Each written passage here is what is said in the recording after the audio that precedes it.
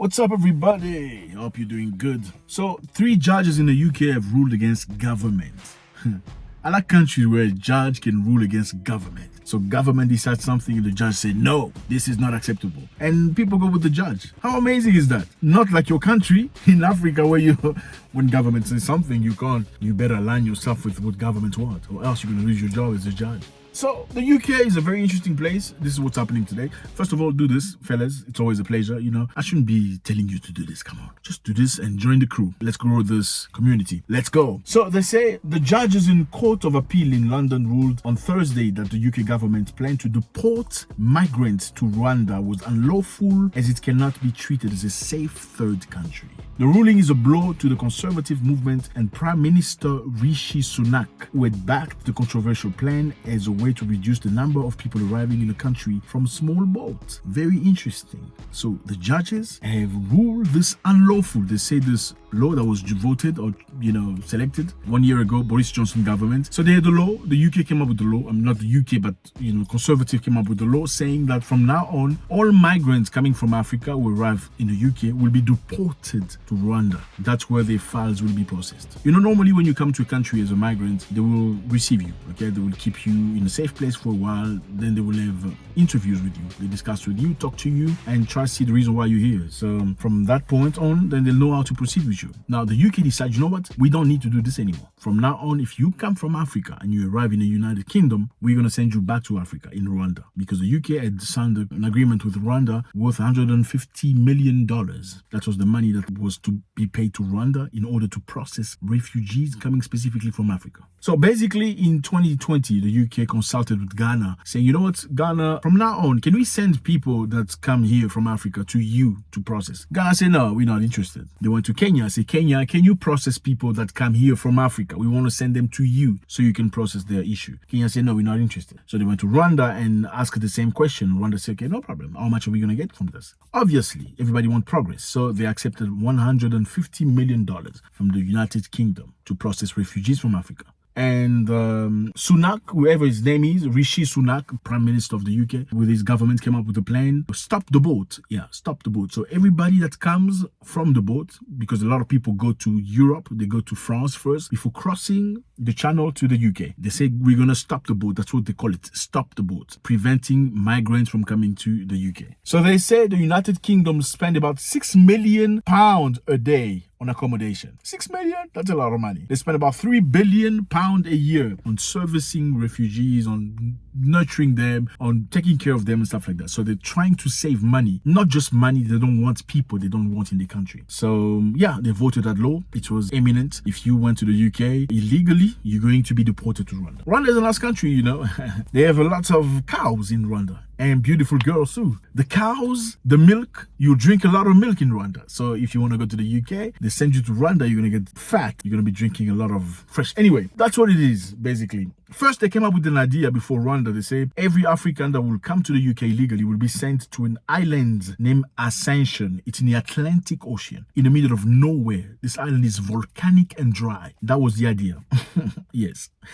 So they found it absurd. That's then when they started, searching for a country that will accept Africans, migrants, for receipt and for relocation. So these judges have come forward and said, no, we will not accept this, because recently a bunch of brothers have arrived to the UK and they were to be deported to Rwanda, making effective this law that was voted. And there was an appeal to that. And the appeal, the judges in a court in London said it's illegal, it's unlawful, okay? It's unfair to send these people in a third country, specifically Rwanda, because they feel like Rwanda is an unsafe third country that would have no issue sending those people back to their countries in case some of them have real issues with their government or real problems with certain entities, as per these judges. What do you feel about this? So they say this is a blow to the Conservative movement and the Prime Minister Rishi Sunak. Rishi Sunak is Conservative, Prime Minister of the UK. His origins, we know which they are. He's not Caucasian. Okay, so he came from somewhere. All right, I just find it very. Don't you find it absurd that the prime minister, this lady Suala, whatever her name is, of internal affair, who was very, very upset about people coming to the UK. In the meantime, his parents were born somewhere else. Don't you find that a bit weird? I find it a bit weird. I mean, she's got histories. Go back to Africa. I mean, her parents came from India and some other places. They live in Mauritius, and then one of them lived in Kenya. Then she went to the UK and married a white guy. They had a nice half white, half Indian family and eating cheeseburgers and English breakfast. But now she doesn't want you to go out there and get a Bravenak husband so you can also have a nice life eating English breakfast. Man, people can be unfair. That's absolutely unbelievable. Like I said before, I'm going to say it again. They are complaining, saying that they spent £6 million on accommodation a day. It's a lot of money. But in the meantime, let me just remind you, during Ukraine war, the UK accepted many, many Ukrainians. They even gave incentive for Ukrainians in the UK families. They say, if you accept a Ukrainian family or Ukrainians in your home, we're going to pay you money. Some people believe they were paid about £350 per week to host Ukrainians, which is a very good thing. I think very humanitarian, helping other people have a good life. It's great, okay? But Ukrainians did not deserve negativity. It's good that they were accepted in the UK. But obviously, that does not apply with you because the proof is in the pudding. Some people came from Ukraine who were not Ukrainian, were not accepted. There was no visa for them, no insurance for them, no red carpet for them. Even in Belgium, let me remind you, there were students that came from Ukraine during the war. They came to Belgium. In Belgium, accepted some Ukrainians, but they refused, I think it was 30 Congolese students coming from Ukraine. They went to Belgium. They were refused entry to schools, refused to be accepted. But the Ukrainians were incorporated with no issue, no difficulty. So I think, again, I'm going to say it one more time. Brothers and sisters, let's go where we are respected. I don't know where we are respected. Because we go to India, we get beaten. We go to America, we get shot in cars. We go to Europe, we get, I don't know. Let's go where we are loved. Let's go where we are accepted. Let's live with dignity. And there is no use going to somebody's house if he doesn't want you. It clearly shows you that you mean nothing to them. You're absolutely nothing. I mean, who goes to a place, then he's told, no, you can't come in here. We're going to send you on the other side. Tell me historically, which other country that is not Africa has experienced such thing in Europe? I don't know. I think it's very necessary that you give yourself some self-respect. Let me put it this way for you. If your country is messed up and you are African, there are many African countries that are actually quite nice. Yeah. If you feel like you are far ahead of your brothers and your sisters and your countrymen, and you have difficulties progressing, moving forward with great ideas that you have, I beg you to look next to you. You're going definitely to find another country, if you come legally, where you're going to progress and advance. Do that. Go grow Africa. Do something in Africa. Invest the money you're about to go throw away from some broker, some dude out there that's going to try to traverse you through the Mediterranean. Invest that money into a business, into something positive. Or invest in yourself. Find a good university. Find some of these countries in Africa that actually need people with skills. I don't know, online skills, programming,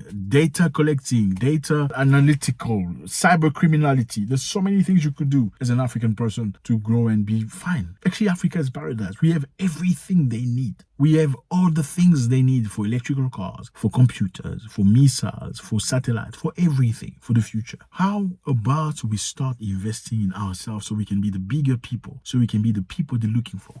Once again, 3 judges have ruled against the government. Very impressive in a country where judges can rule against government and government doesn't come intimidate the judges or throw them in jail. They have ruled in favor of our brothers. Let me put it that way. These migrants that we've gone to the UK, they're not going to be deported to Rwanda. They're not going to go. But this is not definite. This is temporary because Sunak, the prime minister, say, you know what, they're going to appeal that judgment. So the goal is to send you back home where you come from. Have some respect to yourself, for your family. People don't like you. Don't force yourself. Go where you liked, where you appreciate it. Let me know how you feel about this. It's always a pleasure. If you want to join the crew, join the family, make it bigger, join us, subscribe. I want this channel to be big. Let's do this. Let's reach 10,000 likes so this video can be, diffused to many, many people. God bless.